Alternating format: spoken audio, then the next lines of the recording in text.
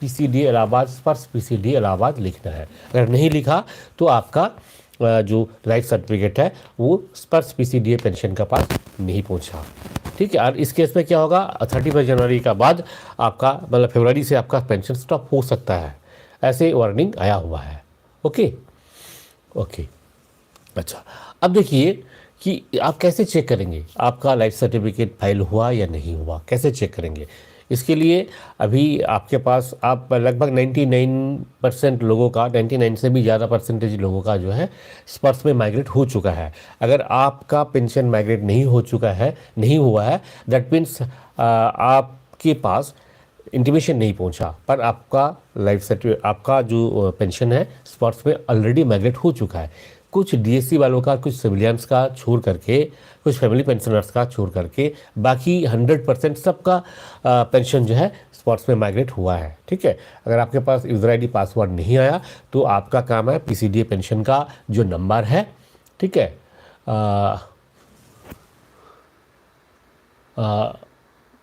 जो भी आपका पीसीडीए पेंशन का जो नंबर है आपको गूगल में भी मिल जाएगा, हमारा वेबसाइट में भी आपको मिल जाएगा, esminfoclub.com आप देखते रहिए। उसमें आपको पीसीडीए पेंशन इलाहाबाद का नंबर मिल जाएगा और उस नंबर पे आप एक बार कांटेक्ट कीजिए कि मेरा अभी तक स्पॉट्स का यूज़र आईडी पासवर्ड नहीं मिला, तो आपको वो लोग सोल्यूशन बता देंगे। या फिर आप ऐसे कर सकते हैं कि हमारे वेबसाइट में सभी स्पर्श का जो सर्विस सेंटर है उसका address, phone number, email ID सब दिया हुआ है, आप एक बार चेक कर लीजिए। esminfoclub में जाकर के सर्च कीजिए स्पर्श सर्विस सेंटर, तो आपको मिल जाएगा।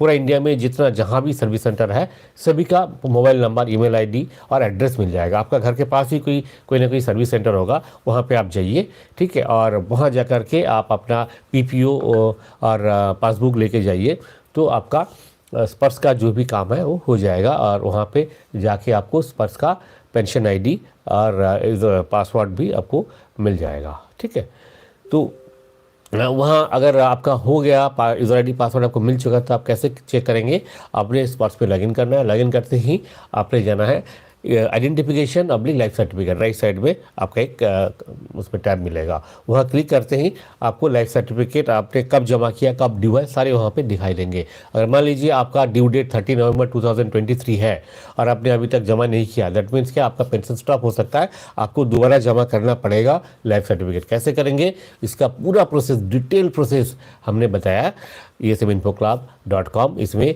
बहुत सारा आर्टिकल्स आपको मिलेगा। इस बार मैंने कम से कम 10 आर्टिकल ऐसे इसका ऊपर मैंने बनाया और उसमें आपको डिटेल प्रोसेस मिल जाए। ठीक है, तो आप एक बार उसको फॉलो कर लीजिए।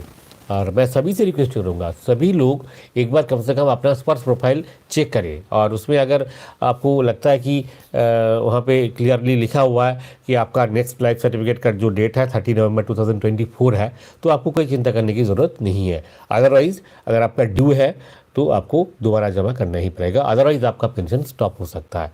अच्छा, ये रहा स्पर्श को लेकर के। अब आते हैं कि आपका ईसीएचएस का जो अपडेट्स है। देखिए, ईसीएचएस का आप में से ज़्यादातर लोगों को पता ही है कि ईसीएचएस में आपका अगर डिपेंडेंट अबव 18 ईयर्स का है, फादर मदर है, ठीक है, उनका हर साल एक बार लाइफ सर्टिफिकेट देना होता है। लाइफ सर्टिफिकेट मतलब क्या है, आपका एलिजिबिलिटी रिन्यूअल करना पड़ता है। तो एलिजिबिलिटी रिन्यूअल का मतलब ये है कि आपको इनकम प्रूफ देना है। इनकम प्रूफ हमारे पास एक ही रहता है कि फॉर्म 26AS या फिर EIS जो भी है, आप इनकम टैक्स वेबसाइट में जाइए और आपका जो भी डिपेंडेंट है, ठीक है, एक्सेप्ट वाइफ का कोई डॉक्यूमेंट देने का ज़रूरत नहीं है। वाइफ को छोड़ करके बाकी जो डिपेंडेंट्स हैं उनका फॉर्म 26AS आपको डाउनलोड करना है। कैसे डाउनलोड करना है, आपको बहुत सारा वीडियोस मिल जाएगा यूट्यूब में, आप एक बार देख लीजिए। फॉर्म 26AS आप डाउनलोड कर लीजिए और डाउनलोड करने के बाद 2 साल का, पिछले 2 साल का डाउनलोड करना है और वो ECHS sourceinfosys.com, वहाँ आपका ECHS का प्रोफाइल होगा। अगर आपने पहले नहीं बनाया तो अभी बना लीजिए, रजिस्ट्रेशन कर लीजिए। ECHS सोर्स इन्फोसिस सिस्टम उनका, ठीक है, ECHS का जो प्रोफाइल है वहाँ जा कर के आपने अपलोड करना है। ठीक है, वो आप खुद ही कर सकते हैं। देखिए ये कुछ चीज़ें ऐसे हैं जो कम से कम सेल फोन, अपना एंड्रॉयड फ़ोन जो हैंडल कर सकता है वो सभी ये काम भी कर सकता है। ठीक है, तो आप एक बार इसको सीख लीजिए, आपको बहुत सारे वीडियोस मिल जाएगा यूट्यूब में। मैं सभी से रिक्वेस्ट करूंगा, आप में से जो भी है, देखिए आज के ज़माने में बहुत कम ऐसे लोग होंगे जो कि एंड्रॉयड फ़ोन यूज़ नहीं करते हैं। आप इंग्लिश नहीं भी जानते हैं तब भी चलेगा, आप सीख जाएंगे। देखिए एंड्रॉयड फ़ोन में आप जो भी कुछ करते हैं सब इंग्लिश में होता है, तब भी आप उसको ऑपरेट कर पाते हैं। आप फेसबुक करते हैं, व्हाट्सअप करते हैं, तो अगर ये सब कुछ कर पाते हैं तो ये आपका जो काम है, कम से कम लाइफ सर्टिफिकेट जमा करना, उसके बाद ECHS का काम है, CSD का काम है, ये सब आप खुद से कर सकते हैं। सिर्फ आप अपना दिमाग में आप एक बार ठान लीजिए कि ये सब मैं कर सकता हूँ, तो देखिए हो जाएगा। ठीक है, किसी के ऊपर डिपेंड कब तक रहेंगे आप, है ना, आपको ही करना पड़ेगा। ओके, मैंने देखा बहुत सारे ग्रेजुएट्स हैं, ठीक है, जो लोग ग्रेजुएशन करके फौज में एंट्री लिया था और अभी रिटायर होने के बाद साइबर कैफे में जाते हैं अपना लाइफ सर्टिफिकेट जमा करने के लिए, अपना ECHS का डॉक्यूमेंट जमा कराने के लिए। हाँ, पर मैं उनसे रिक्वेस्ट करूंगा कि एक बार आप कोशिश कीजिए, इसमें कोई रॉकेट साइंस नहीं है, ये सब आप खुद से कर सकते हैं। ठीक है, अच्छा, ये तो ECHS का बारे में गया। तीसरा चीज़ ये है कि आपका CSD, देखिए CSD में जिसका भी 10 साल हो गया कार्ड, उनको अभी सामान नहीं मिलेगा उस कार्ड से, क्योंकि वो कार्ड आपका एक्सपायर हो गया। अब आपका क्या करना है, आपको नया कार्ड बनाना है। कैसे बनाएंगे, ऑनलाइन वेबसाइट जो बनाया था, पोर्टल बनाया था, वो पोर्टल अभी काम नहीं कर रहा है।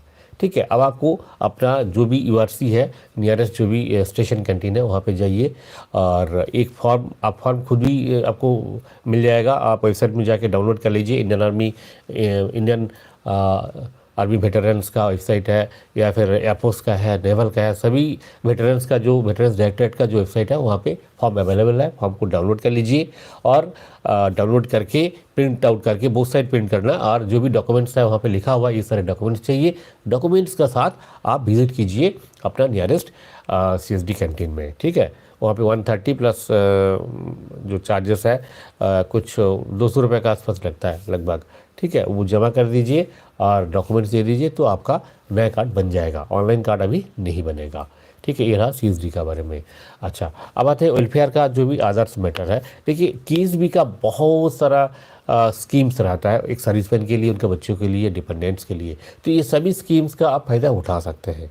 ठीक है, इसके लिए आप कम से कम एक बार ESMinfoclub.com विजिट करें, वहाँ पे बहुत सारा आर्टिकल्स मिलेगा, बहुत सारे इन्फॉर्मेशन मिलेगा। सिर्फ KSB नहीं, ESMinfoclub.com एक ऐसी वेबसाइट है जहाँ पे आपको एक इंडियन आर्मी, नेवी, एयरफोर्स, ये तीनों जगह से जो लोग रिटायर किया हुआ है या फिर सर्विस कर रहे हैं, सभी के लिए जो भी वेलफेयर का मैटर है, हर चीज़ का बारे में, किसी भी चीज़ के बारे में आप वहाँ पे ढूंढिए। आप वहाँ पे देखिए आज का डेट में लगभग 1000 आर्टिकल्स है, 1000 टॉपिक्स है उसमें। ठीक है, तो उसमें कोई भी आपका मन में जो भी सवाल है, किसी भी चीज़ के बारे में आप जानना चाहते हैं, आप खाली टाइम में जब कहीं ट्रैवल कर रहे हैं या खाली टाइम बैठे हैं, एक बार देख लीजिए। कम से कम लेटेस्ट न्यूज़ में जैसे infoclub.com, वहाँ पे जाके लेटेस्ट न्यूज़ में एक बार क्लिक कीजिए और जो भी अपडेट्स है एक बार देख लीजिए। ठीक है, अच्छा, अब आते हैं कि मेन टॉपिक हमारा जो हर लाइव सेशन में हम कवर करते हैं वो है डिसेबिलिटी पेंशन। ये मैंने लास्ट में रखा इसलिए कि ये टॉपिक जो है काफ़ी लंबा चलेगा। अभी आपका जो भी क्वेश्चन आंसर है वो भी इसमें हम कवर करेंगे। ठीक है, आपका जो भी सवाल है, बहुत सारे सवाल अभी आ चुका है और अभी आप सवाल करते रहिए, आपका सभी सवाल का जवाब देके फिर हम अभी ये कंक्लूड करेंगे। ठीक है, तो डिसेबिलिटी पेंशन का जो मोटे मोटे अपडेट्स है वो मैं थोड़ा बता देता हूँ। देखिए 27 दिसंबर 2023 का जो लेटर है वो है राउंडिंग ऑफ का। राउंडिंग ऑफ का मतलब क्या है, थोड़ा सा इसका बैकग्राउंड में बता देता हूँ कि जब 6CPC आया, उससे पहले से ही एक जो प्रपोजल था उसका हिसाब से क्या हुआ कि आपका जो डिसेबिलिटी है, पहले क्या होता था कि जितना डिसेबिलिटी परसेंटेज होता था, मान लीजिए आपका 20% है तो आपको 20% का ही बेनिफिट मिलता था। ठीक है, और वो बेनिफिट इतना कम होता था जो कि बिल्कुल नेग्लिजिबल अमाउंट होता था पहले। ठीक है, 200-400 रुपये डिसेबिलिटी पेंशन के नाम से। तो एक डिफेंस पर्सनल जिस हर कंडीशन में जिस टाइप का और एनवायरनमेंट में काम करते हैं और उसके बाद वो डिसेबल हो जाते हैं, सिविल में जाके कुछ कर नहीं पाते हैं। ठीक है, 24/7 का उनका काम होता है, कोई रेस्ट नहीं है। कोई छुट्टी नहीं है सिविल में। बाबू लोग क्या करते हैं, 9 to 5 ऑफिस है, उसके बाद कहीं भी जाओ, कहीं भी घूमो, अपना रेस्ट करो, आप सोते रहो, कोई कुछ नहीं बोलने वाला है। पर फौज में तो ये है कि आप सिर्फ ड्यूटी करके आया, नहाया धोया, फिर आपको जो है दोबारा आपका जनरल ड्यूटी में जाना पड़ता है। ठीक है, और कोई रेस्ट का कोई नामो निशाना नहीं है। हाँ, अब रात को ड्यूटी करके आया, फिर दोपहर को फिर शिफ्ट में जाना है, दोपहर को शिफ्ट से आया, फिर नेक्स्ट डे फिर आपको जाना है। ठीक है, कई बार जो है नाइट ड्यूटी भी आपको करना है। तो ये इस टाइप का, तो ये नॉर्मल ड्यूटी मैंने बताया। इसके अलावा आप जब हाई एल्टीट्यूड में रहते हैं, जब फील्ड में रहते हैं, तो वो चीज़ें सिविलियंस जो है इसको सोच ही नहीं सकता है। ठीक है, वो सिविलियंस को इस चीज़ के बारे में आइडिया नहीं है, इसलिए वो सोच नहीं पाता है कि इनको क्यों डिसेबिलिटी पेंशन का ज़रूरत है। हाँ, तो इस बारे में बहुत सारा बहस है, तो इस पर हम चर्चा करने का कोई ज़रूरत ही भी यहाँ नहीं है, क्योंकि एक ज़्यादा फ्रूटफुल नहीं रहेगा। हम जो चीज़ डिस्कस करेंगे ये है कि ब्रॉडबैंडिंग का जो सिस्टम है वो सिर्फ केवल मात्र डिफेंस के लिए नहीं है, सिविलियंस के लिए भी है। ठीक है, आप देखिएगा 27 दिसंबर का अगर लेटर आपके पास है, नहीं है तो वो लेटर हमारा वेबसाइट में esminfoclub.com में आप सर्च कर लीजिए लेटेस्ट इन्फो में, तो वहाँ पे आपको मिल जाएगा। ठीक है, ब्रॉडबैंडिंग का लेटेस्ट जो लेटर है और ब्रॉडबैंडिंग का सारी हिस्ट्री सब कुछ वहाँ पे मिलेगा। सभी ब्रॉडबैंडिंग को लेकर के आपका क्वेश्चन है, सभी सवाल का जवाब आपको उस आर्टिकल में मिल जाएगा। ओके, तो ब्रॉडबैंडिंग ये है कि आपका अगर डिस्चार्ज नॉर्मल डिस्चार्ज है, मतलब आप फुल सर्विस करके जा रहे हैं, या फिर आप प्रीमेच्योर रिटायरमेंट मतलब आप ओल्ड रिक्वेस्ट में जा रहे हैं, ये दोनों ही केसेस में आपका मिनिमम 20% डिसेबिलिटी होना चाहिए और साथ में आधार जो क्राइटेरिया है वो फुलफिल होना चाहिए, तभी आपको डिसेबिलिटी पेंशन मिलेगा। ठीक है, अच्छा अब क्या है कि ये 20% अगर आपका मिनिमम है तो 50% हो जाएगा।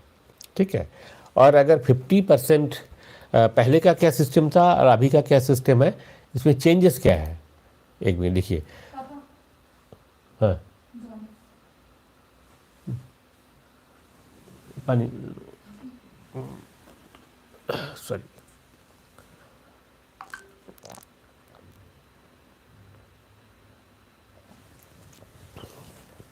अच्छा, तो पहले का जो सिस्टम था वो क्या था कि लेस देन 50% अगर होता तो 50% काउंट होता, यानी कि 49 तक जो होगा वो 50% काउंट होता था। अब चेंज होकर क्या हुआ है, अप टू 50% होगा तब भी वो 50 काउंट होगा, 51 से लेकर के 74।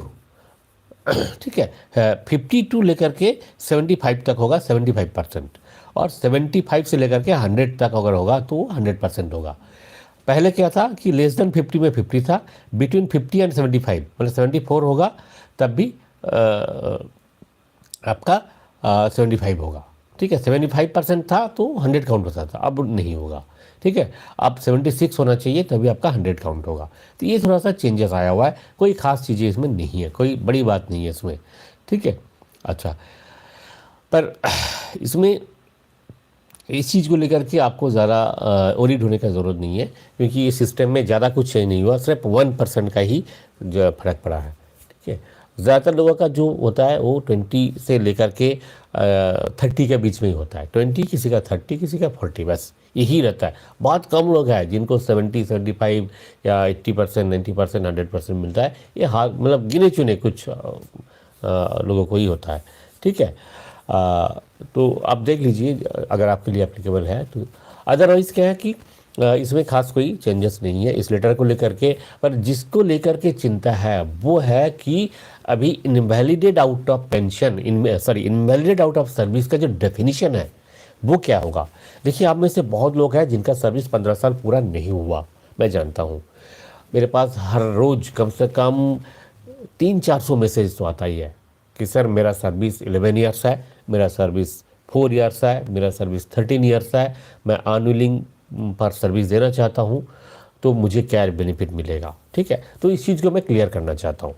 ठीक है, क्योंकि इस पर ज़्यादातर जो अभी आज भी जो भी सवाल आपने दिया हुआ है, ज़्यादातर सवाल यही है, तो इसलिए मैं आपको कॉमनली एड्रेस करना चाहता हूँ। देखिए, इंडियन आर्मी में जब आप डिसेबल होते हैं तो डिसेबिलिटी को 2 अलग अलग कैटेगरी में डिवाइड किया जाता है। एक होता है कि एट्रीब्यूटेबल और एग्रीवेटेड, और बोथ एक कैटेगरी में आ गया। यानी कि आपका जो डिसेबिलिटी है या तो वो एट्रीब्यूटेबल टू मिलिट्री सर्विस है या फिर मिलिट्री सर्विस का द्वारा जो है बढ़ा हुआ है, एग्रीवेटेड है। मतलब आपका ये जो सर्विस है, आपको जो डिसेबिलिटी है वो डिसेबिलिटी मिलिट्री सर्विस के बारे में बढ़ चुका है। ठीक है, इस टाइप का कोई होगा। या फिर आपका डिसेबिलिटी रेज हुआ है ड्यू टू मिलिट्री सर्विस, ये एट्रीब्यूटेबल या एग्रीवेटेड कहते हैं। इस कंडीशन का अगर आपका है डिसेबिलिटी तो आपको डिसेबिलिटी पेंशन मिलने का चांसेस है, subject to fulfilment of other criteria. एक साइड में गया। दूसरे साइड में क्या है, आपका disability not attributable, not aggravated. अगर ऐसे केसेस है तो इस केस में क्या है, डिसेबिलिटी पेंशन आपको नहीं मिलेगा। पर इस केसेस में आपको इनवैलिड पेंशन मिल सकता है। तब मिल सकता है क्राइटेरिया नंबर 1, अगर आपका सर्विस 10 साल से ज़्यादा हो और आप इनवैलिडेड आउट ऑफ सर्विस हो रहे हैं, इस केस में मिल सकता है। आपका सर्विस मान लीजिए 10 साल से ज़्यादा है और आप अपने हिसाब से अपने ओन रिक्वेस्ट में आप डिस्चार्ज फ्रॉम सर्विस जा रहे हैं, इस केस में आपको इनवैलिडेड आउट नहीं घोषित किया जाएगा। एज ए रिजल्ट आपको इनवैलिड पेंशन नहीं मिलेगा। आपको मेडिकली इनवैलिडेड आउट ऑफ सर्विस होना पड़ेगा और आपका सर्विस 10 साल से ज़्यादा होना पड़ेगा, तभी आपको इनवैलिडेड आउट ऑफ सर्विस काउंट किया जाएगा और इनवैलिड पेंशन मिलेगा। ओके, अच्छा मान लीजिए कोई एक सिपाही है जिसका सर्विस 6 साल है और जिनका disability not attributable, not aggravated है और उन्हें इनवैलिड आउट ऑफ सर्विस किया गया, क्या उन्हें इनवैलिड पेंशन मिलेगा? देखिए, इनको इनवैलिड पेंशन मिलने का चांसेस है। कब मिलेगा? अगर इनका डिसेबिलिटी ऐसा हो जो कि fully incapacitated for civil service and military service, यानी कि अगर उनका डिसेबिलिटी सिविल और मिलिट्री दोनों ही जॉब के लिए अनफिट हो, ऐसे घोषित किया गया मेडिकल अथॉरिटी का द्वारा, ऐसे अगर है तो उन्हें भी इनवैलिड पेंशन मिल सकता है। ठीक है, अब इनवैलिड पेंशन कितना मिलेगा? इनवैलिड पेंशन का जो अमाउंट है वो इक्वल टू सर्विस पेंशन। अगर आपको सर्विस पेंशन मिलता, क्या मिलता है सर्विस पेंशन में? 50% ऑफ लास्ट बेसिक पे प्लस एमएसपी। मान लीजिए आपका बेसिक पे 30,000 है, एमएसपी 5,200 है, तो 35,200 है। अगर आप इनवैलिड आउट ऑफ सर्विस होते हैं और आपका डिसेबिलिटी इन है पर आपको इनवैलिड पेंशन मिल रहा है क्योंकि आपका सर्विस 10 साल से ज़्यादा होगा और 10 साल से कम है तो incapacitated for civil and military service होगा, इस केसेस में आपको इनवैलिड पेंशन मिलेगा। तो इनवैलिड पेंशन कितना होगा? आपका 35,200 का हाफ, यानी कि 17,600 प्लस आपका डीआर अभी लगभग 50% मान लीजिए, तो 25,000 का आसपास आपका हाथ में मिलेगा। ठीक है, ये बहुत लोगों का सवाल रहता है, आप सब ध्यान से सुनिए। ठीक है, अगर आपने ठीक से नहीं सुना तो वीडियो को एक बार, जब लाइव ख़त्म हो जाएगा, एक बार बैक करके फिर सुन लीजिएगा। ठीक है, अच्छा अब आते हैं कि डिसेबिलिटी पेंशन। देखिए, डिसेबिलिटी पेंशन मिलने के लिए कोई मिनिमम सर्विस का कोई रिस्ट्रिक्शन नहीं है। ठीक है, 1973 में था, पहले था, उसके बाद कोई 73 का बाद जो है डिसेबिलिटी पेंशन मिलने के लिए किसी प्रकार का कोई भी आपको मिनिमम सर्विस, क्वालिफाइंग सर्विस का ज़रूरत नहीं है। आपका सर्विस 1 दिन है तब भी आपको डिसेबिलिटी पेंशन मिलेगा। आपका सर्विस 10 साल है, 15 साल है, 4 साल है, 6 साल है, कुछ भी हो, आपको डिसेबिलिटी पेंशन मिलेगा। बहुत लोग ये कहते हैं कि डिसेबिलिटी पेंशन लेने के लिए 10 साल होना चाहिए। दे आर एब्सोल्युटली रॉन्ग, आप जान लीजिए। ठीक है, आप उनको बताइएगा कि हमें अथॉरिटी दिखाइए। ठीक है, मैं आपको अथॉरिटी बता रहा हूँ। Pension regulations for the army 2008 part 1 regulation 95। ठीक है, रेगुलेशन 81, 82, 83 एंड 95, ये सब आप पढ़ लीजिए। ठीक है, इसमें सब चीज़ आपको क्लियर हो जाएगा। Okay, disability pension, invalid pension, इनका क्राइटेरिया क्या है, मिनिमम सर्विस क्या है, सारी चीज़ें आपको क्लियर हो जाएगा। अब डिसेबिलिटी पेंशन मिलने के लिए क्या क्राइटेरिया है? देखिए, डिसेबिलिटी पेंशन मिलने के लिए क्राइटेरिया ये है कि 3 क्राइटेरिया है। फर्स्ट क्राइटेरिया, आपका डिसेबिलिटी एट्रीब्यूटेबल या एग्रीवेटेड बाय मिलिट्री सर्विस होना चाहिए। सेकंड क्राइटेरिया, आपका मिनिमम डिसेबिलिटी 20% होना चाहिए in case of regular discharge और premature retirement at own request. ठीक है, अगर आप रेगुलर फुल सर्विस करके जा रहे हैं या फिर premature retirement at own request जा रहे हैं, उस केस में आपका मिनिमम 20% डिसेबिलिटी होना चाहिए, तभी आपको डिसेबिलिटी पेंशन मिलेगा।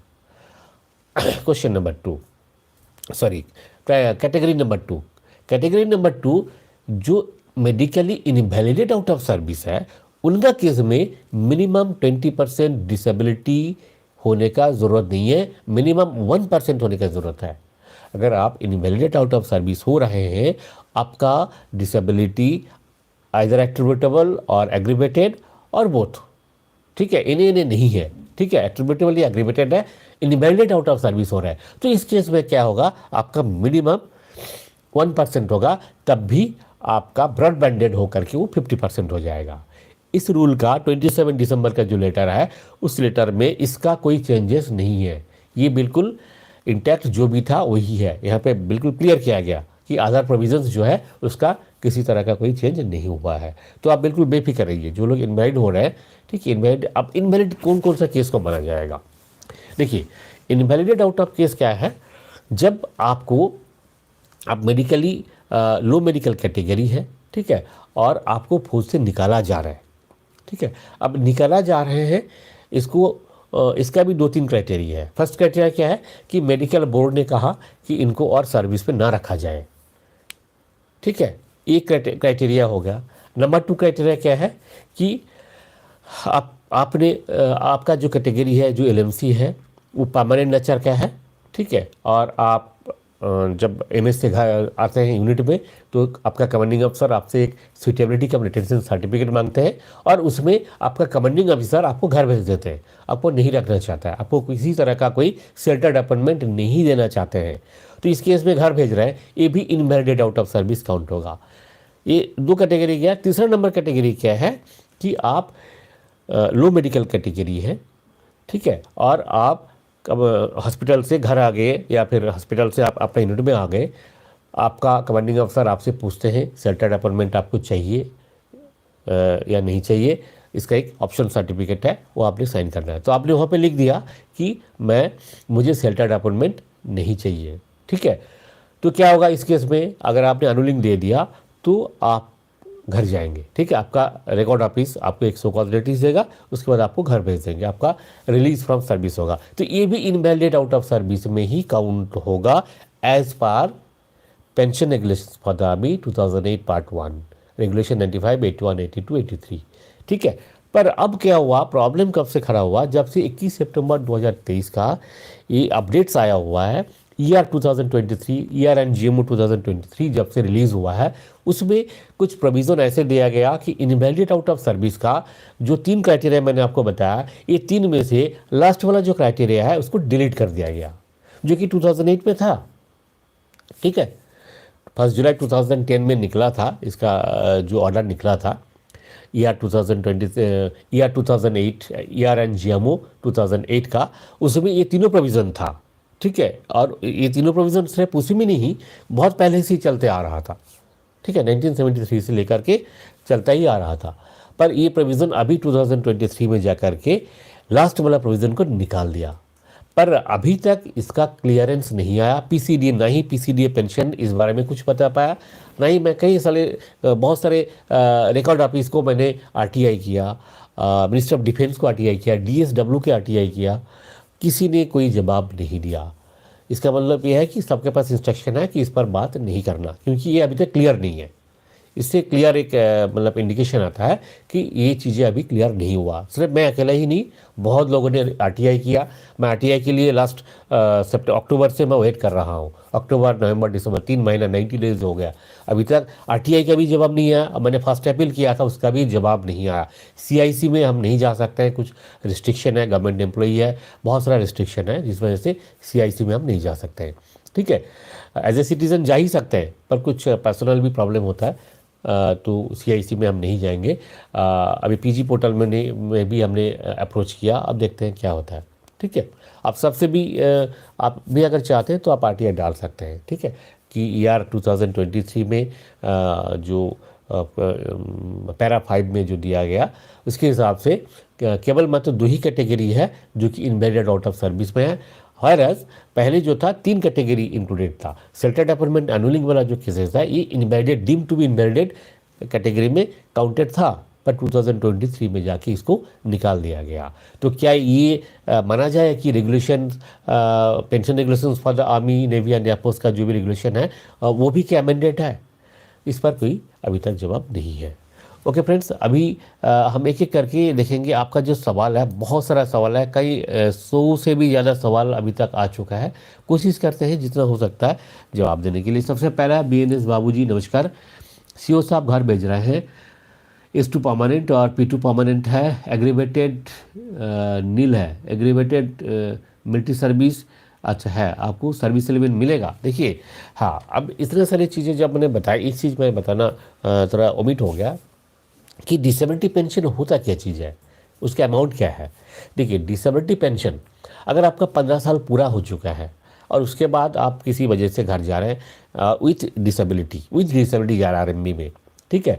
अगर आपका उस समय आपका जो डिसेबिलिटी है एग्रीवेटेड या एट्रीब्यूटेबल है और मिनिमम परसेंटेज जो आपके लिए एप्लीकेबल है वो अगर है, तो आपको डिसेबिलिटी पेंशन आपके लिए मीनिंगफुल क्या है कि परसेंटेज के हिसाब से आपको जो मिलेगा, क्या मिलेगा। अगर 100% आप डिसेबल है तो 30% आप बेसिक पे होगा आपका बेसिक डिसेबिलिटी पेंशन, ठीक है। मान लीजिए आपका 20% है तो आपको ब्रॉडबैंडिंग होकर 50% होगा, है ना। तो 50% या केसेस में क्या होगा, 15% ऑफ बेसिक पे, आपका बेसिक मीन्स आपका बेसिक पे प्लस MSP मिला करके उसका 15% होगा आपका बेसिक डिसेबिलिटी पेंशन। बाकी सर्विस पेंशन तो आपको मिल ही रहा है।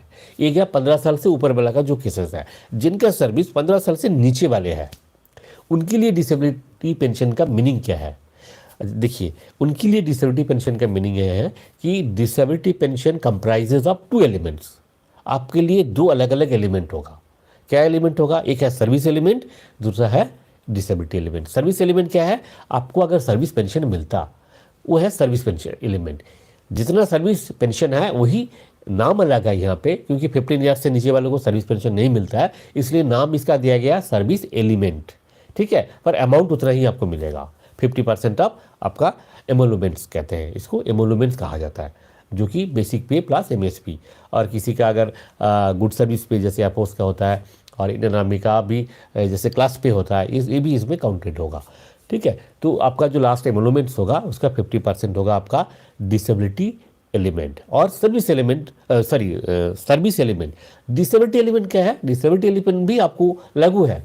अगर आपका सर्विस 15 साल से नीचे है, चाहे 1 दिन है, 1 साल है, 10 साल हो, 9 साल हो, 12 साल हो, 14 साल हो, आपके लिए service element and disability element always लागू है, ठीक है।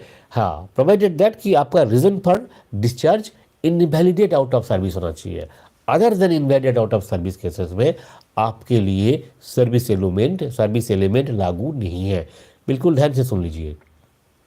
15 साल से नीचे वाले चाहे कितना भी सर्विस हो, 1 साल हो, 1 दिन हो, 10 साल हो, 12 साल हो, कुछ भी हो, अगर आपका disability aggravated and attributable to military service है, ठीक है, और आप घर जा रहे हैं due to invalidate out of service, तो ही आपको service element and disability element दोनों ही लागू है। अगर आप ओन रिक्वेस्ट में जा रहे हैं, बहुत लोग होते हैं जिनका सर्विस 15 साल से कम है, पर वो एक एप्लीकेशन लिख देते हैं कि मेरे ये बीमारी है और मैं सर्विस नहीं कर पा रहा हूँ, इसलिए मुझे प्लीज़ घर भेजा जाए, और वो डिस्चार्ज एट ओन रिक्वेस्ट में काउंट होता है। ये शेल्टर्ड अपॉइंटमेंट एनुअलिंग केस नहीं है, मैं उसका बात नहीं कर रहा हूँ। अलग से प्लेन पेपर में एप्लीकेशन लिख देते हैं, मेरे घर में ये प्रॉब्लम है, या मेरे शरीर में ये प्रॉब्लम है, या मेरा दिमाग नहीं काम कर रहा है, इसलिए मैं घर जाना चाहता हूँ, और आपका PMR प्रीमेच्योर रिटायरमेंट सैंक्शन हो जाता है।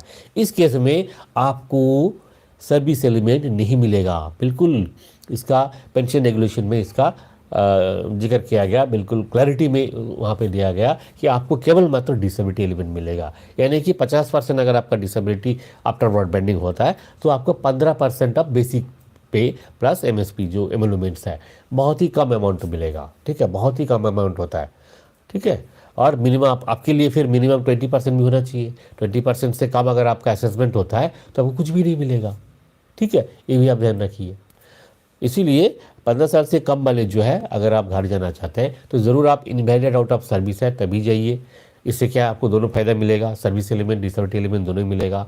और अपनी मर्जी से अगर आप जाते हैं, ठीक है, तो वो बहुत ही प्रॉब्लम है। अब आते हैं कन्फ्यूजन कि अभी इस सिचुएशन में 21 सितंबर 2023 का बाद अगर सेल्टेड अपॉइंटमेंट हम अनुलिंग करते हैं, सर्विस बिलो 15 ईयर्स है, ठीक है, चाहे 1 दिन हो, 1 साल हो, 10 साल हो, 14 साल हो, 12 साल हो, 13 साल हो, कुछ भी हो, 15 साल से कम है, 1 दिन से लेकर के 15 साल का बीच में आपका सर्विस है, और आप सेल्टेड अपॉइंटमेंट अनुलिंग करके घर जाना चाहते हैं, इस केसेस में क्या आपका invalid out of service count किया जाएगा या नहीं जाएगा? ये चीज़ें अभी तक क्लियर नहीं है, अभी तक क्लियर नहीं है। इसके लिए बहुत सारे आरटीआई किया गया, पर गवर्नमेंट अथॉरिटी से अभी तक कोई जवाब इसका नहीं मिला। उम्मीद है कि कुछ ना कुछ जवाब तो मिलेगा। अगर आपको कोई ख़ास अर्जेंसी है तो आप अपने चैनल में आपका कमांडिंग अफसर से आप रिक्वेस्ट कर सकते हैं इस पर क्लैरिटी लाने के लिए कि एज़ पर 21 सितंबर 2023 का जो लेटर है, इस हिसाब से इन्हें आपको क्या इनवैलिड आउट ऑफ सर्विस घोषित किया जाएगा या नहीं, ये अपना सर्विस चैनल में भी आप रिक्वेस्ट कर सकते हैं। मुझे लगता है ये ज़्यादा बेहतर रहेगा, क्योंकि अभी जैसे थर्ड पार्टी है, मेरे रिलेटेड नहीं है, ठीक है, तो इस केस में मेरे रिलेटेड नहीं है, इसलिए मुझे जवाब नहीं भी दे सकता है वो। कुछ ऐसे है, देखिए, एक तो मिलिट्री मैटर्स है, जो कि बहुत सारे मिलिट्री मैटर्स है जो कि आरटीआई से एग्जेम्प्टेड है, और कुछ आरटीआई में ऐसे भी सेक्शंस है जहाँ पे ये बताया गया कि अगर ये सर्विस, ये जो इन्फॉर्मेशन है, ये पब्लिक इंटरेस्ट में नहीं है तो नहीं भी दे सकते हैं, क्योंकि मैं खुद भी आरटीआई डील करता हूँ मेरे ऑफिस में, तो इसलिए हम किसी को प्रेशर भी नहीं दे सकते हैं, ठीक है, ओके।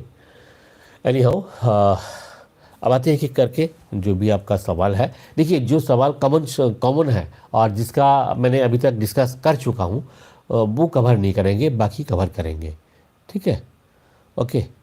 जादव जी, 14 ईयर सर्विस है, H2 परमानेंट कैटेगरी है, एट्रीब्यूटेबल टू मिलिट्री सर्विस है, सीओ सेल्टेड विड्रॉल करके घर भेज रहा है। देखिए, आपको मैंने अभी तक जैसे डिस्कस किया, आपको फुल बेनिफिट मिलेगा, सर्विस एलिमेंट डिसेबिलिटी एलिमेंट दोनों ही मिलेगा, बेफिक्र रहिए, ओके। अच्छा, विनोद शर्मा जी, जो लोग एफटी से 2021 में केस जीत चुके हैं उनकी पेंशन क्या क्या होगा? देखिए, जो केस जीत चुके हैं, अगर गवर्नमेंट अथॉरिटी आपको चैलेंज नहीं किया तो आपको जो है जो भी आपको ग्रांट किया गया उसका अवार्ड आपको देना पड़ेगा, ठीक है, आपको मिलेगा, ओके। अच्छा, डीएसजी, अभी सभी बोल रहे हैं कि जो अब भी इनवैलिड मेडिकल आउट हो रहा, जो नो अट्रिब्यूटेबल नॉट एग्रीवेटेड है, उन्हें इनवैलिड पेंशन सभी को मिलेगा। हाँ, देखिए, इनवैलिड पेंशन मिलेगा तब सभी को, सर्विस अगर 10 साल से कम है, प्रोवाइडेड दैट कि आप fully unfit for civil and military दोनों केसेस में है तभी, ठीक है। और एक दूसरा केस भी टेकअप किया गया था, उस केस का अभी तक कोई जो है डिस्पोजल नहीं हुआ, कि जब सिविल में जो लोग सर्विस कर रहे हैं वो अगर अपना सिविल का सर्विस से अनफिट है तो उन्हें चाहे सर्विस 1 दिन हो तब भी उसको, मतलब सिविल के लिए क्या है कि 10 ईयर्स मिनिमम जो सर्विस है उसका क्राइटेरिया नहीं है। 10 ईयर्स मिनिमम सर्विस का जो क्राइटेरिया है वो है फौजी लोगों के लिए, जबकि सिविलियन, देखिए, सिविलियन एसी में बैठ के और अपने रूम में बैठ के सर्विस करते हैं, तब उनको ये फैसिलिटी दिया गया। एक फौजी जो है हर कंडीशन में सर्विस करते हैं तो उनको उनके लिए रिस्ट्रिक्शन लगाया गया कि 10 साल मिनिमम होना चाहिए, तभी आपको इनवैलिड पेंशन मिलेगा, ठीक है। तो इस चीज़ को लेकर के कोर्ट में केस फाइल हुआ है, हो चुका है, पर अभी इसका डिस्पोजल नहीं आया, ओके। अच्छा, इनवैलिड पेंशन का न्यू रूल्स के अनुसार सबको मिलेगा क्या सर? देखिए, ये तो मैंने अभी डिस्कस किया। आरटीआई का क्या हुआ? देखिए, आरटीआई के बारे में मैंने डिस्कस ऑलरेडी कर चुका हूँ। आरटीआई का कोई जवाब अभी तक नहीं आया। नया लेटर जो 27 दिसंबर को आया हुआ है, पंकज जी आपने पूछा है कि उसके अनुसार अकॉर्डिंग इनवैलिड होने पर क्या 1% को 50% माना जाएगा? यस, डेफिनेटली माना जाएगा। अगर आप इनवैलिड हो रहे हैं और आपका 1% है, इसके अनुसार आपको 50% माना जाएगा, ठीक है, क्योंकि वहाँ पे क्लियरली बताया गया कि other conditions are remain unchanged, okay. अच्छा, शेर सिंह जी, जो एमओडी ने 27 दिसंबर को न्यू लेटर डिसेबिलिटी पेंशन का निकाला है, उसके इफेक्ट किस पर पड़ेगा? उसके इफेक्ट उनके ऊपर पड़ेगा कि जो लोग 49% से परसेंट जिनका था उनको 50% मिलता था। 50% तक का अभी हो गया। 50% होने से पहले 75% डिसेबिलिटी ब्रॉडबैंडिंग होता था, अब नहीं होगा, 51% होना चाहिए। ठीक है, तो जिनको मान लीजिए 50% जो है अभी मिल रहा है, तो उनके लिए लॉस हो गया, क्योंकि उनका ब्रॉडबैंडिंग होकर के 75 नहीं होगा, 50 ही रहेगा। ओके, ये इफेक्ट है, नेगेटिव इफेक्ट है। अच्छा, 10 साल सर्विस है, सीओ घर भेज रहे हैं।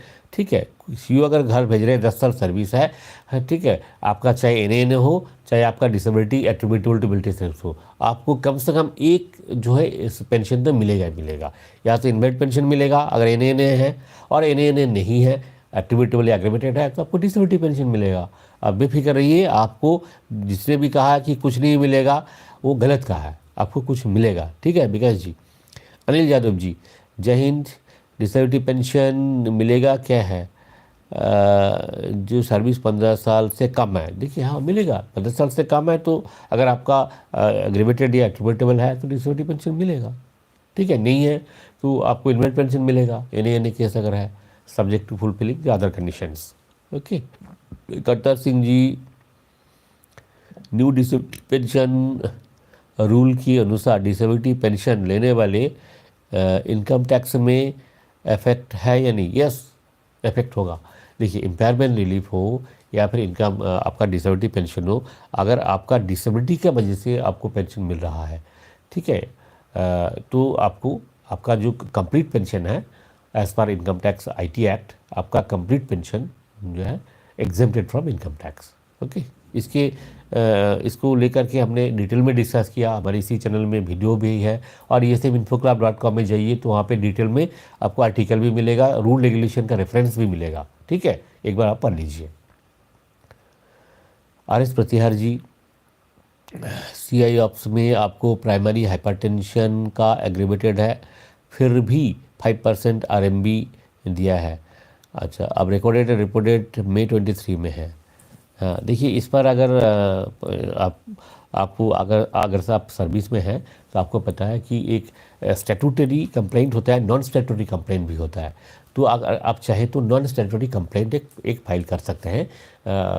आपका जो आप जब फौज में रहते हैं, अगर आपको किसी तरह का कोई कंप्लेंट होता है तो आप उस कंप्लेंट को एक स्ट्रीमलाइन करने के लिए आप अपना रेजिमेंटल हेडक्वार्टर में जाइए, वहाँ पे जो आपका ऑर्डरली हवलदार जो होते हैं या फिर आपके हेड क्लर्क साहब से बात कीजिए कि आपको नॉन स्टैट्यूटरी कंप्लेंट फाइल करना है। ठीक है, अगर आपको लगता है ये गलत हुआ है तो एक नॉन स्टैट्यूटरी कंप्लेंट आप फाइल कीजिए against the medical authority.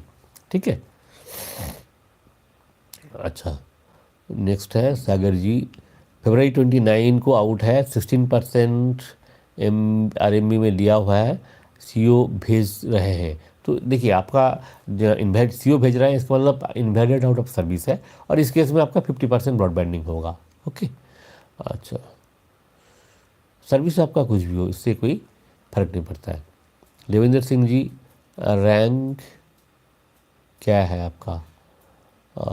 Devendra Singh ji, next है जश मिश्रा जी, डिसेबिलिटी पेंशन का बताओ सर, अभी 31 जनवरी 24 को आउट हो रहे हैं। देखिए, डिसेबिलिटी पेंशन के बारे में अभी डिटेल में हमने डिस्कस किया, आप एक बार देख लीजिए, और ज़्यादा जानना चाहते हैं तो आप ये सब infoclub.com ये जो वेबसाइट है वहाँ पे जाके एक बार आप जो आर्टिकल्स हैं वो आप पढ़ लीजिए। ठीक है, ओके। हाँ, रमेश कुमार जी, अभी न्यू रूल्स में पीडब्ल्यूडी कैटेगरी में डिसेबिलिटी पेंशन मिलेगा क्या? देखिए, इस बारे में आपको डिटेल में पढ़ना पड़ेगा। देखिए, जीएमओ एंड ईआर 2023 आप डीएसडब्ल्यू का वेबसाइट में जाके पढ़ सकते हैं, या फिर ये सेम infoclub.com का हमारा जो वेबसाइट है यहाँ पे भी जाके आप पढ़ सकते हैं। इसको डिटेल में एक बार पढ़ लीजिए तो आपको ये पता लग जाएगा। रमेश कुमार जी, अभी न्यू रूल में, अच्छा आपको बता दिया। अनिल यादव जी, क्या सीजर में एपिलेप्सी में डिसेबिलिटी पेंशन नहीं मिलेगा? मिलेगा, पर इसका भी बहुत सारी कंडीशंस है। देखिए, मेडिकल का ये जो आप कह रहे हैं कि किस डिज़ीज़ में मिलेगा, किस डिज़ीज़ में नहीं मिलेगा, ये डिपेंड करता है कि आपका medical authority at the time of RMB आपको किस तरह से ओपिनियन दे रहा है।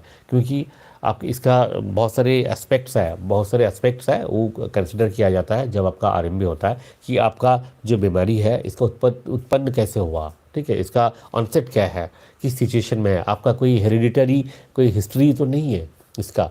और आपका सर्विस कंडीशन क्या था, इसलिए 14 डेज चार्टर ऑफ ड्यूटीज़ मांगा जाता है। आपने देखा होगा बहुत सारे लोगों ने जो आरएमबी कराया। तो ये बहुत सारी चीज़ें कंसिडर करने के बाद फिर डिसाइड किया जाता है कि आपका केसेस में आपको डिसेबिलिटी पेंशन दिया जाएगा या नहीं दिया जाएगा। ठीक है, इसलिए इसको एक ही सेंटेंस में हम कंक्लूड नहीं कर सकते कि आपको मिलेगा या नहीं मिलेगा। ओके, अच्छा। रोहित जी, आपका फादर इंडियन आर्मी एयरफोर्स में थे, उनकी इनवैलिड पेंशन भेज दिया 26/7/2004 को। उनको मेडिकल परसेंटेज दिया है 15.19%, तो उनको डिसेबिलिटी पेंशन मिलेगा। इन्हें ने कैसा है, देखिए आपने ये नहीं बताया कि उनका जो है 2004 में जब आए थे टोटल सर्विस कितना था। अगर 10 साल से ज़्यादा सर्विस है तो उनको मिलेगा, चाहे परसेंटेज कुछ भी हो।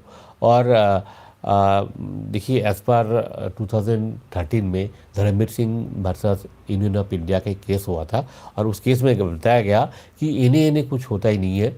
हाँ, जब फौज में आने के बाद आपका डिसेबिलिटी हुआ है तो इसका ये इन्हें नहीं हो सकता है। ठीक है, इसको जनरलाइज रूल नहीं बनाया गया, पर गवर्नमेंट उस समय मान लिया और उसको दिखा करके, उसको रेफरेंस दे करके जो भी केस फाइल किया, हाँ, अगर केस में मेरिट है तो उनको डिसेबिलिटी पेंशन मिला है। तो चाहे आप अगर चाहते हैं रोहित ठाकुर जी, आप अगर चाहते हैं तो आप भी ईएफटी में जाके आर्म फोर्सेस ट्राइब्यूनल होता है आपका नियरेस्ट जो भी है, आप जहाँ पे भी रहते हैं आर्म फोर्सेस ट्राइब्यूनल, आप हमारे वेबसाइट में जाके सर्च कर सकते हैं या गूगल में जाके सर्च कर लीजिए आपका नियरेस्ट आर्म फोर्सेस ट्राइब्यूनल कहाँ पे है। वहाँ एडवोकेट से बात करके आप भी केस फाइल कर सकते हैं। अगर आपका केस में मेरिट है तो वो बता देंगे कि केस करने से फर्दर कोई आपको गेन होगा या नहीं होगा। ठीक है, अच्छा। Sunil Chaudhary ji, invalided for ADS S5 but other disability also mixed anxiety है। ठीक है, आपको 5% एट्रीब्यूटेबल है, 14 ईयर्स है। अगर आपको घर भेज रहे हैं सीओ तो आपको मिलेगा। ठीक है, क्योंकि एक कम से कम अगर डिसेबिलिटी आपका एट्रीब्यूटेबल या एग्रीवेटेड है, अगर आपको सीओ घर भेज रहे हैं तो आपको पेंशन मिलेगा, आप बेफिक्र रहिए। अच्छा, विद्यारत्न रेड्डी जी, जो disability elements and service elements ले रहे हैं उनको OROP, यस मिलेगा, मिलेगा, no doubt. Sunil Chaudhary ji, investment for ADS आपको बता दिया। विद्यारत्न जी आपको भी बता दिया। ओके, देसराज जी, आपने डिसेबिलिटी पीपीओ सितंबर 2021 में इशू हुआ है, लेकिन अभी तक डिसेबिलिटी पेंशन और एरियर्स नहीं दिया। देखिए इसके लिए आपने क्या करना है, पीसीडीए पेंशन से आपने कांटेक्ट करना है। ठीक है, अगर आप पेंशनर है तो वहाँ पे देखिए एक ग्रीवेंस करके एक आपको बटन मिलेगा, वो प्रेस करके आपने अपना जो ग्रीवेंस है वहाँ बता सकते हैं, या फिर पीसीडीए पेंशन का जो भी कांटेक्ट नंबर है हमारे वेबसाइट पे मिल जाएगा आपको। पीसीडीए पेंशन का कांटेक्ट नंबर, ईमेल आईडी सब कुछ है, वहाँ पे आप कांटेक्ट करके आपका जो ग्रीवेंस है वो बता दीजिए। इससे भी काम नहीं होता है तो पीजी पोर्टल होता है। ठीक है, पीजी पोर्टल में आप कंप्लेंट फाइल कीजिए। ओके, आपको मिल जाएगा। अच्छा, देखिए OROP का जो एप्लीकेबिलिटी है वो किनको मिलेगा किनको नहीं मिलेगा, ये डिटेल में हमने ये सब infocraft.com वेबसाइट में कुछ ही दिन पहले डिस्कस किया। तो अगर आप चाहते हैं जानने के लिए तो आप एक बार पढ़ सकते हैं उसको भी। ठीक है, सुनील चौधरी जी, इनवैलिडमेंट फॉर एडीएस आपको बता दिया। Okay, Manjeet Singh ji, after AFT ने फरवरी 2023 में 50% दिया है, जो आज तक कुछ नहीं मिल रहा है। देखिए एएफटी का जो भी केसेस है वहाँ पे अगर आपने केस जीत लिया तो वो केसेस क्या है कि पीएस डिपार्टमेंट में वहाँ पे जाता है, पीएस ब्रांच में। ठीक है, लीगल में, आर्मी हेडक्वार्टर में, वहाँ पे आर्मी एयरफोर्स या नेवल जो भी आपका हेडक्वार्टर्स है वहाँ जाके वहाँ से फिर सेंक्शन आता है। सेंक्शन आपका कंसर्न रिकॉर्ड ऑफिस में आएगा या फिर आपका वेटरन्स डायरेक्टरेट में आएगा, वहाँ से आपका फर्दर रिलीज़ होगा, फिर पीसीडीए में जाएगा। तो ये एक लंबा चैनल है, इस चैनल में थोड़ा सा समय तो लगता ही है। जैसे 2 साल पहले जिनका केस का वर्डिक्ट मिला था, ऑर्डर मिला था, उनको अभी तक इफेक्ट नहीं मिला, नहीं मिला इनफैक्ट कि उनका केस अभी तक जो सर्विस हेडक्वार्टर से रिलीज ही नहीं हुआ। रिकॉर्ड से तो चला गया, पर रिकॉर्ड से जब दिल्ली में गया डिफेंस हेडक्वार्टर में, वहाँ से कोई भी केसेस 2 साल से रिलीज़ नहीं हो रहा है, क्योंकि गवर्नमेंट कुछ प्लानिंग कर रहा है इनको चैलेंज करने के लिए। और अभी तक ऐसे कुछ हुआ नहीं, पर प्लानिंग चल रहा है इस स्टेज में। ओके, अच्छा, नूर्ति कृष्णा जी, OROP 2 में 100% को कितना पेंशन मिलेगा? देखिए 100% को कितना, मतलब ये तो रैंक होता है, आपका रैंक क्या था, आपका सर्विस कितना था। आप टेबल नंबर 93 देख लीजिए, OROP 2 में टेबल नंबर 93, ठीक है, 93 में आपका डिसेबिलिटी पेंशन का डिटेल में दिया हुआ है। और अगर आप आपका सर्विस पेंशन देखना चाहते हैं तो टेबल नंबर 7, ये दोनों ही हमारे जो वेबसाइट है esminfoclub.com, वहाँ पे अवेलेबल है, आप एक बार चेक कर सकते हैं। ओके, अच्छा, मुरली कृष्ण जी आपको बता दिया। छोटू सिंह जी, सुनील सिंह, 20% मुझे डिसेबिलिटी है, JNK नोएडा कश्मीर में है। ओके, देखिए 20% है, तो अगर आपका डिसेबिलिटी एट्रीब्यूटेबल या एग्रीवेटेड है तो डिसेबिलिटी पेंशन मिलने का चांसेस है। Bachchan Singh ji, I is going to the railway station to make a reservation when there was an accident on the road. I filed a case in Kolkata AFT 2023. Now my case is going on. So will I get pension? देखिए अगर आपका cases को जो है attributable या aggravated category में किसी तरह लाया जाएगा, क्योंकि एग्रीवेटेड तो नहीं होगा, एट्रीब्यूटेबल होगा केसेस आपका। अगर एट्रीब्यूटेबल होगा तो फिर आपका हो सकता है, ठीक है, आपको पेंशन मिल सकता है। ओके, 12 ईयर्स, एक मिनट क्या था, बेजारत्न रेड्डी जी, OROP का मुझे नेम मेले सर कहाँ रिपोर्ट करना है? अच्छा, आपको विद्यारत्न रेड्डी जी, आपको OROP नहीं मिला। देखिए आपको अगर OROP का बेनिफिट नहीं मिला, मैं सबके लिए कॉमनली बता रहा हूँ, अगर आपको OROP का बेनिफिट नहीं मिला तो इसका 2 रीज़न हो सकता है। या तो ये हो सकता है कि OROP टेबल में आप एक बार, विद्यारत्न जी, रेड्डी जी, आप एक बार सबसे पहले आपका table number 7 and table number, अगर आप Y ग्रुप का है तो टेबल नंबर 7, X ग्रुप है तो टेबल नंबर 8, ठीक है। तो आप ये दोनों टेबल जो भी आपके लिए एप्लीकेबल है वो चेक कर लीजिए। दूसरा है टेबल नंबर 93 डिसेबिलिटी पेंशन के लिए, ये तीनों टेबल आप एक बार चेक कर लीजिए। उसके हिसाब से आपका सर्विस और आपका रैंक, ठीक है, इधर से आपका सर्विस होगा, इधर से आपका रैंक होगा, ठीक है। वर्टिकल एंड हॉरिजॉन्टल जो लाइन है, उस लाइन में जाकर आप एक बार चेक कर लीजिए जो पेंशन उस टेबल में दिया गया उससे आपको वर्तमान, आपको प्रेजेंटली आपको ज़्यादा मिल रहा है या कम मिल रहा है। अगर आपको उससे ज़्यादा मिल रहा है या बराबर मिल रहा है तो OROP अलग से कोई एरियाज मिलने का कोई सवाल नहीं है।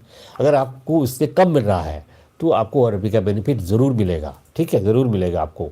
इसके लिए क्या करना है, आपने, अगर नहीं मिला आपको लगता है कि आपको मिलना चाहिए था पर नहीं मिला, तो आप एक बार PCDA पेंशन से बात करें या फिर ग्रीवेंस फाइल करें, स्पर्श में आप एक बार ग्रीवेंस लॉन्च करें। और इससे भी अगर आपका काम नहीं बनता है तो PG पोर्टल में आप अपना जो शिकायत है वो दर्ज कर सकते हैं, ठीक है। जितेंद्र गबिल जी, जितेंद्र जी आपका सवाल ये है, सॉरी इससे पहले कुछ सवाल जो है लेफ्ट आउट हो गया।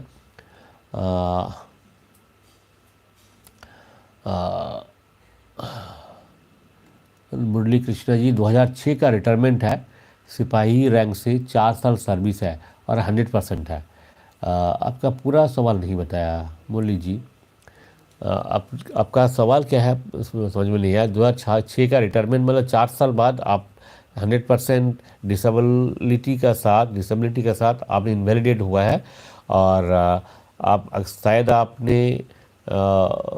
आपको पेंशन नहीं मिल रहा है। अगर नहीं मिल रहा है तो आप एक बार AFT में बात कर लीजिए किसी एडवोकेट से और आप केस फाइल कीजिए, ठीक है, आपको मिलने का चांसेस है। आपका 100% डिसेबल है और आपको किसी तरह का डिसेबिलिटी पेंशन नहीं मिल रहा है, बहुत दुख की बात है।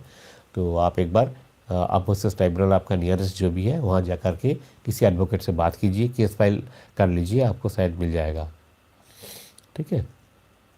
अच्छा, जंग सिंह जी, 20% का कितना ER मिलेगा?